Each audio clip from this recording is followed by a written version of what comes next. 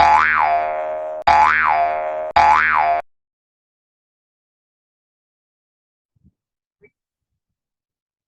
alaikum viewers. Today we are going to solve October 2017 paper 1-3 question 2. So let's begin.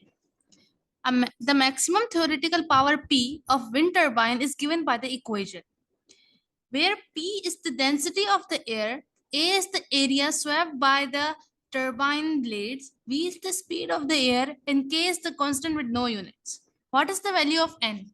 So basically this question belongs to the homogeneity of the equation where at the both sides the unit are equal. So we would use this theory to solve this question. So let's see, I have done the working already for you.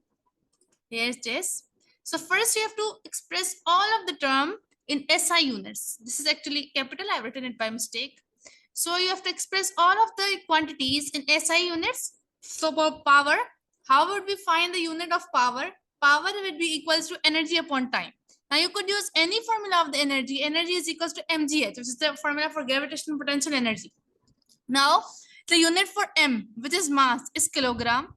For g, which is the acceleration, is meter per second square, and h, which is the height, is meter.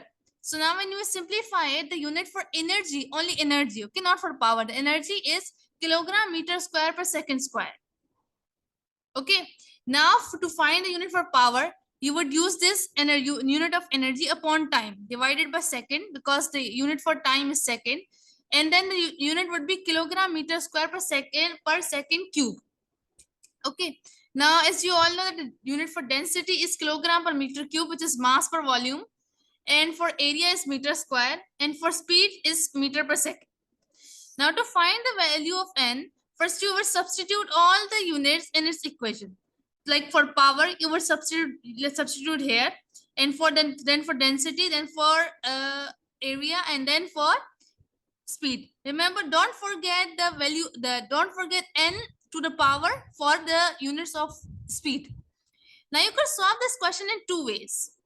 As you can see that the base of the meter and second is same, so the power would be like equal. You could equate the power in this way. You must have learned this in maths. So now see, if the base, the base is meter, right, m, and here the base is also m. So you could solve with this in two ways. How could you solve this? First of all, first we would look for second. Now if second the base is same, right? Now what would we do?